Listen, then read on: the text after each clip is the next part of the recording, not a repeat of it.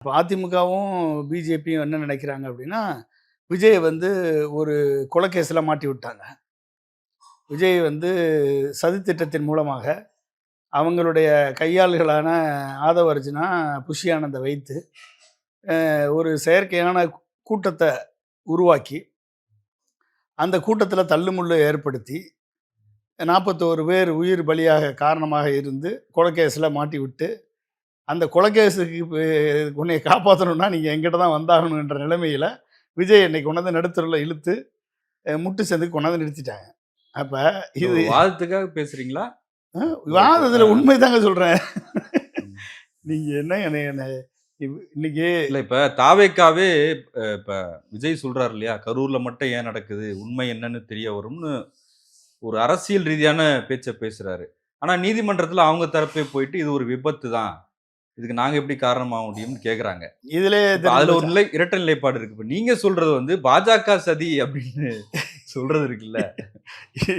இல்ல இல்ல நிதிச்சா கொண்டுட்டாங்கன்னு நயனார் சொல்றாரு அப்படின்னா அப்புறம் யாருடைய சதி? இப்போ என்ன புது தியரியை உருவாக்குற நம்ம கண்ணு முன்னால பார்த்தோம் எப்படி நடந்துச்சுன்னு தெரியும்.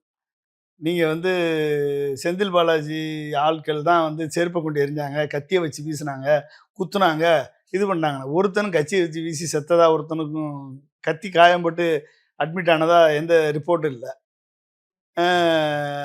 இது எப்படி சதியாகும்? செருப்பு கொண்டு வீசினா ஒருத்தன் வீசினான்னு சொன்னாங்க. செந்தில் பாலாஜி ஆள் தான் செருப்பு கொண்டு வீசினான்னு சொன்னாங்க. அதுவும் பொய்ன்னு ப்ரூவ் ஆகி போச்சு. அந்த ஒரு கவனத்தை திசை திருப்புறதுக்கு கண்ணு முன்னால செத்துக்கிட்டு இருக்கான், நீ பேசிக்கிட்டு இருக்க அப்படின்னு சொல்லி கத்துறாங்க.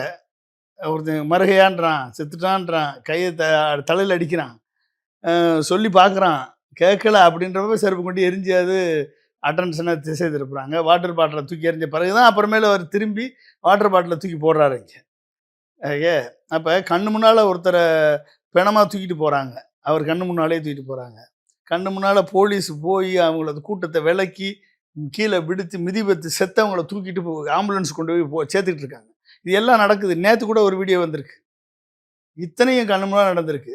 இதை வந்து வெளியே வந்து செந்தில் பாலாஜி சதி பண்ணிட்டாரு, திமுக சதி பண்ணிருச்சு, காவல்துறை சதி பண்ணிருச்சு அப்படின்னு சொல்லி சொன்னவங்க கோர்ட்டில் போய் என்ன சொன்னாங்க?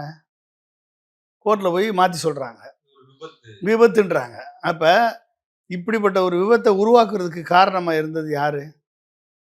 இது விபத்துன்னே வச்சுக்கணும். இந்த விபத்தை உருவாக்குறதுக்கு காரணமாக இருந்தது யாரு?